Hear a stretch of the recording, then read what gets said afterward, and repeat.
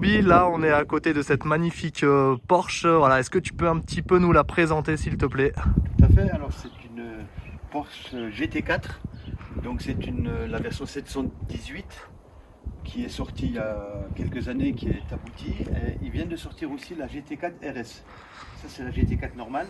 Elle fait 420 chevaux. C'est un moteur de 6 cylindres, atmosphérique, il n'y a pas de turbo. Propulsion. On l'a prise en boîte de vitesse PDK, 7 vitesses, qui est simplement c'est fabuleux.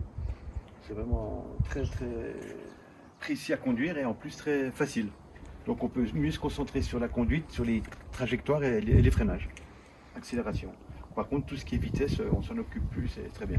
Sauf sur circuit, bien entendu, on les passe en manuel, c'est quand même un peu plus précis. Voilà. Autrement, les jantes sont en 20 pouces.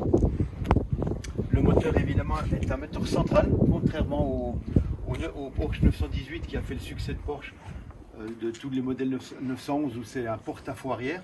C'est-à-dire c'est souvent le flat 6. Flat, ça veut dire un moteur 6 cylindres à plat, flat 6, qui est à cheval sur l'essieu arrière. Donc on pourrait dire que c'est pas cohérent en matière de physique le fait de mettre du poids en porte-à-faux, c'est-à-dire à l'extérieur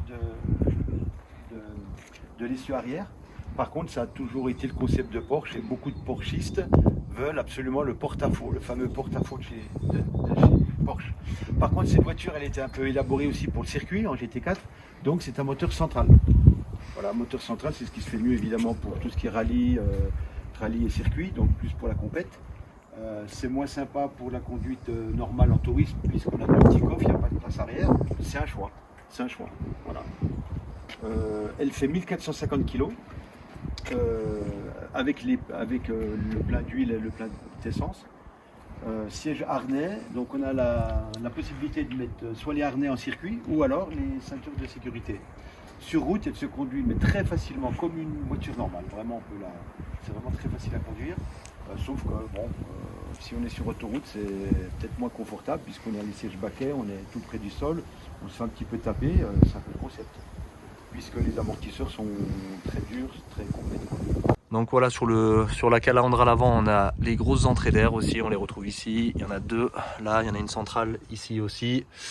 On y retrouve bien sûr le logo Porsche, voilà l'identité de Porsche qui est bien sûr très identifiable. Les phares LED aussi. Et ici sur la lame, on y retrouve le petit logo GT4, encore un petit rappel. Donc voilà, bien sûr sur le côté, il y a les grosses arrivées, les grosses entrées d'air pour bien sûr refroidir le moteur. À côté de la grosse bouche d'aération, on y retrouve encore un petit rappel du logo GT4 ici. On y retrouve l'énorme aileron à l'arrière. Voilà, on y retrouve aussi le sigle GT4 avec le siglet Porsche à l'arrière. On a l'énorme bouclier arrière avec les deux sorties d'échappement, voilà. Donc quand les valves sont ouvertes, ça fait vraiment un très gros bruit. Là on y retrouve les jantes donc en 20 pouces, siglé GT4 ici, voilà. On y retrouve le gros étrier siglé Porsche, voilà. Et puis voilà les disques avant qui sont perforés pour un freinage bien sûr plus efficace. Donc à l'intérieur, encore une fois, ici on a le petit logo GT4. Voilà, on retrouve encore ce logo GT4 ici sur les sièges. Donc les sièges qui sont très légers, qui sont en carbone, on le voit. Voilà, on a un super bon maintien. C'est des sièges baquets, voilà, donc un type course. Hein.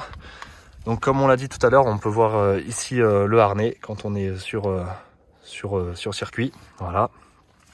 Donc à l'intérieur le volant Porsche qui est en Alcantara. Voilà. L'intérieur, on retrouve aussi des petites touches d'Alcantara sur les portières ici. Voilà. On a à nouveau des surpiqûres à l'intérieur qu'on peut retrouver aussi sur les sièges pour faire un petit rappel. Très joli. Le petit sigle Porsche avec de l'Alcantara encore ici. Voilà, le tableau de bord central. On a expliqué les boutons. Voilà, le pack avec le pack sport. Voilà, là on peut ouvrir juste les valves avec ce bouton. Et puis voilà la petite horloge pour faire des temps sur circuit. Voilà. Sur le volant, bien sûr, on y retrouve ici derrière les petites palettes. Voilà, les palettes en alu. On a de l'Alcantara un petit peu partout. On en a sur la boîte à gants. Là aussi, on a de l'alu brossé. Et puis sur le toit, voilà, on a tout le toit aussi qui est en Alcantara. Donc là sur la console centrale, après c'est classique hein, comme sur toutes les voitures. Donc là on peut y retrouver par exemple la map si on veut mettre le GPS. Voilà, là si on va à car, on va avoir ce qui était un petit peu les réglages. Exactement, ce qu'on avait dit tout à l'heure. Là si on va sur Home, c'est tout ce qui est comme dans une voiture classique, les téléphones, la musique, la radio, navigation. Voilà. Et Source pour la musique. Ici on a les petites poignées avec la petite lanière, en fait c'est juste pour gagner du poids, pour que ça soit plus léger. Ici encore siglé Porsche sur les tapis, on y retrouve la bonbonne. Donc là Bobby va nous montrer un petit peu le coffre de cette Porsche. Il faut trouver une chérie qui n'a pas beaucoup de besoins vestimentaires. Bon, malgré tout il y a un peu de place quand même. Là. Et à la petite chérie, il ne faut pas lui dire, mais il y a encore une autre cachette. Il y a une autre cachette. Ici. Et on peut éventuellement mettre quelque chose là, mais c'est très peu avec la barre, quoi. Ok. Et donc là, avec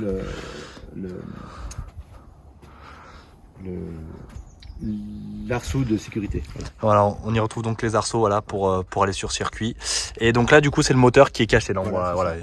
Tu peux peut-être un petit peu nous montrer comment les différents menus, qu'est-ce qu'on peut donc dans le premier menu, vous avez tout ce qui est tableau de bord au niveau de la conduite. Donc il y a la durée du trajet, distance, consommation. On a fait un petit tour.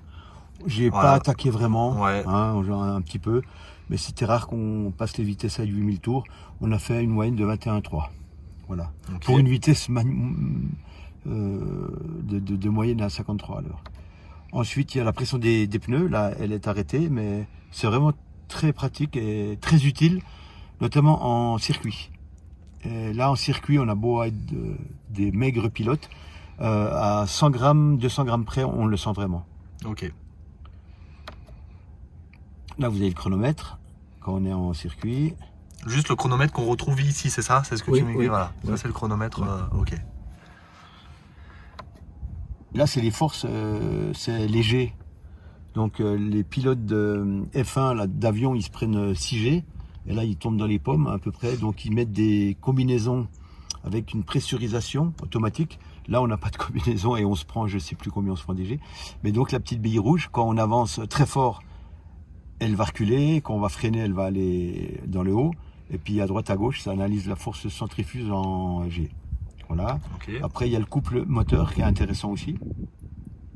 Ça nous permet d'optimiser le moteur, de pouvoir un petit peu sans trop le monter trop fort, pas toujours à 8000 tours et avoir un maximum de optimisation. Ouais.